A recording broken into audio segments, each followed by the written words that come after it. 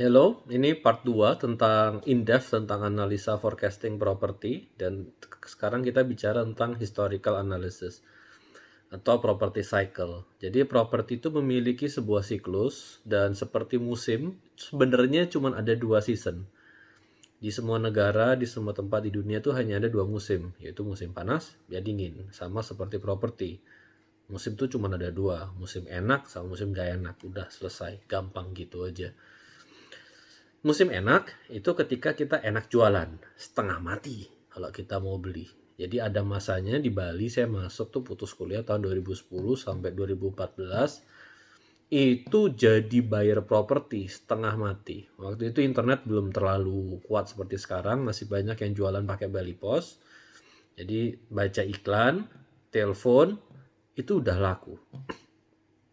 Jadi bayangin ya, waktu itu orang iklan pakai koran itu bisa laku dalam hitungan jam.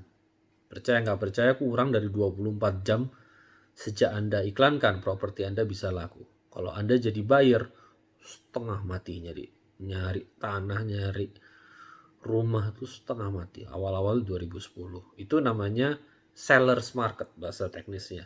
Ketika penjual adalah raja. Kemudian sebaliknya ada masa seperti sekarang ya, kalau kita iseng-iseng buka laporan, kalau Anda main saham, buka tuh laporan keuangan Pewon, buka tuh laporan keuangan Bumi Serpong Damai, buka tuh laporan keuangan Lipo Karawaci, buka tuh laporan keuangan Agung Podomoro, itu Maret itu lalu, itu semua merah merah merah merah merah merah merah. Jadi yang big player aja setengah mati jualan, ya apalagi kita juga nggak jualan. Ini namanya buyer's market. Buyernya jadi raja, sellernya mati.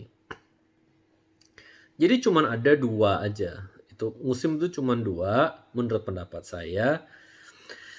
Tapi ada 2 musim transisi dari buyers market seller market tuh ada kayak musim gugurnya, dan dari buyers market ke sellers market tuh ada musim seminya. Jadi ada 2 musim transisi di mana ya mereka agak berimbang kekuatannya, kayak ya tapi nggak enak-enak banget. Menurut teori, dan ini cukup banyak orang yang salah. Saya ngelihat sendiri banyak sekali pengembang Bali yang bangkrut karena terlambat. Ada satu yang cukup besar, hutang 3,5 T, kalau kalian orang Bali tahu siapa, terlambat. Masuk market tahun 2014, hutang 3,5 T, terlambat. Jadi ada ilusi ketika properti itu bagus, itu akan bagus terus. Nah itu jebakannya. Ketika sellers market itu waktunya jualan. Namanya sellers market. Kadang-kadang kita salah tebak, kita udah jualan, tahun depan naik lagi atau lain sebagainya. Tapi secara umum sellers market adalah waktunya jualan. Sellers market adalah sehati-hatinya Anda untuk beli properti. Sesenang-senangnya Anda ketika jualan properti. Jualan yang banyak, jual aja. Dan sedikit tips lagi ya, pengalaman pribadi, ketika sellers market itu jangan membangun properti dan jangan beli bangunan. Jadi yang paling bagus tuh beli tanah terus ya jemur aja, diemin aja tanahnya, nggak usah sok-sok jadi developer. Lebih enak begitu, lebih besar untungnya, lebih gampang jualannya. Mentok-mentok kapling lah, pecah jadi kecil-kecil, jualan aja. Itu enak-enaknya. Jadi jadilah orang yang senang berjualan dan hati-hati. Kalau pemain-pemain properti yang lebih senior, yang mereka udah lama main properti dari tahun 90-an atau bahkan yang 2000-an, itu mereka selamat. Karena mereka ngerti, ini tidak selamanya kok kayak gini. 4 tahun berturut-turut properti naik justru makin menakutkan. Jadi begitu terjadi sellers market, jangan jor-joran masuk market. Karena itu yang paling berbahaya. Kemudian ada yang namanya, kemudian dari 2014 lalu berakhir, kita masuk yang namanya market transisi menuju ke buyer's market. Ini kesalahannya adalah masuk market besar-besaran di sana. Sekali lagi, market belum menyentuh bottom, Anda sudah jor-joran, itu juga salah. Nah, di masa-masa market transisi inilah skill itu bermain. Jadi Anda bisa tetap jadi developer, Anda tetap bisa jadi jualan, Anda tetap bisa beli, tapi jangan jor-joran beli, jangan jor-joran jor-joran jual. Kalau ada yang laku ya sikat aja, karena kondisi akan terus memburu. Kalau Anda beli, cepet-cepet jual. Jadi teknik yang bagus di sini adalah flipping, atau kalau Anda jago dalam recurring income, nyewain properti, Anda juga bisa melakukan itu. Jadi ini adalah momen di mana Anda tuh sebisa mungkin ngelepas properti. Kalau punya bisnis lain selain properti, tinggalin aja propertinya dulu. Karena nggak bisa ngapa-ngapain. Jor-joran masuk risky, karena akan turun terus. Jor-joran jual juga sedikit, yang mulai sedikit yang beli. Tapi di sini mulai kalau Anda beli langsung jual, atau keep, sewakan. Try to make money.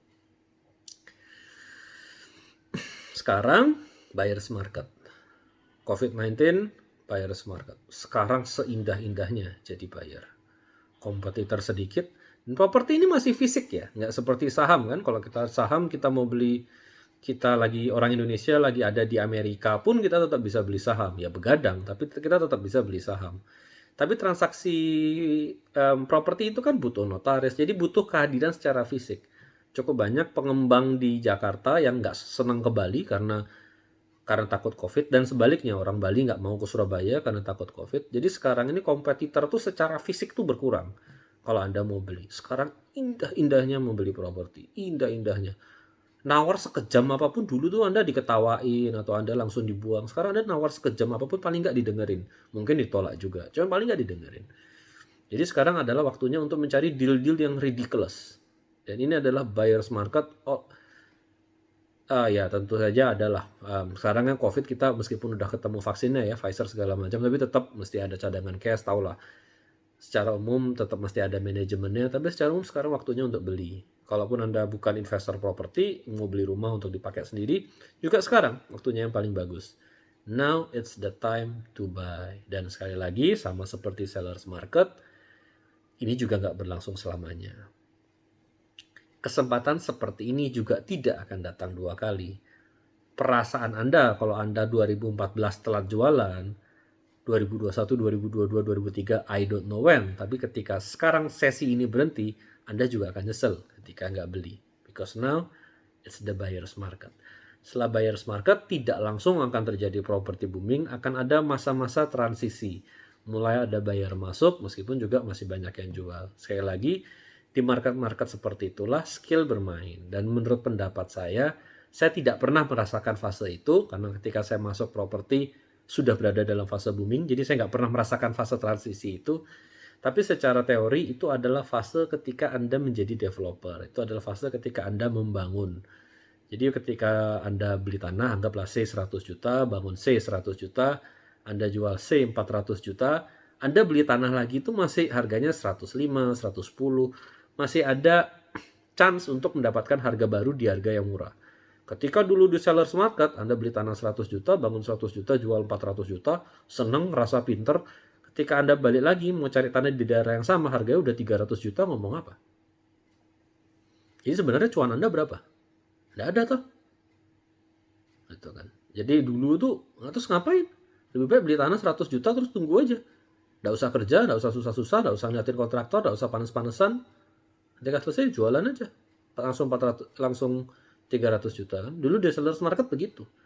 Nggak ngapain jadi developer, tukang coupling aja. Untungnya sama, lebih cepat, lebih gampang, nggak beresiko, nggak susah. Tapi ketika nanti ada masa transisi adalah masa menjadi developer. Itu sekali lagi masa di mana skill bermain. Jadi sebenarnya masa yang indah itu adalah masa yang nggak perlu skill. Jadi kalau Anda berada di booming property, goblok jualan pun laku. Kalau Anda sekarang di masa semua orang butuh duit, Anda nggak pinter nego pun bisa beli dapat harga murah. Jadi sekali lagi itu adalah siklus properti menurut teori, dan berdasarkan mazhab kapitalisme dimanapun selama ada market bebas, tidak ada yang namanya fase yang berjalan kini dan sepanjang masa. Bad time will have its recovery, good times will have its correction. Sekali lagi, please be considerate, always think like setelah ini akan berubah.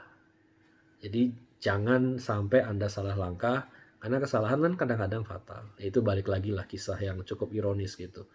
Orang yang nggak pengalaman di properti, dia backgroundnya bisnis lain, tiba-tiba kok temennya banyak yang kaya dari properti, nggak tahu lah apa motivasinya, dia telat masuk market. Dia ngerasa, oh market sudah bagus 4 tahun, akan bagus kini dan sepanjang masa. Do not repeat that mistake. And that mistake itu countless tuh. Saya lihat di Bali banyak banget yang make that mistake. Termasuk juga broker-broker. Dulu gampang jualan, komisi banyak, main cewek, mabuk, narkoba, apalah gitu.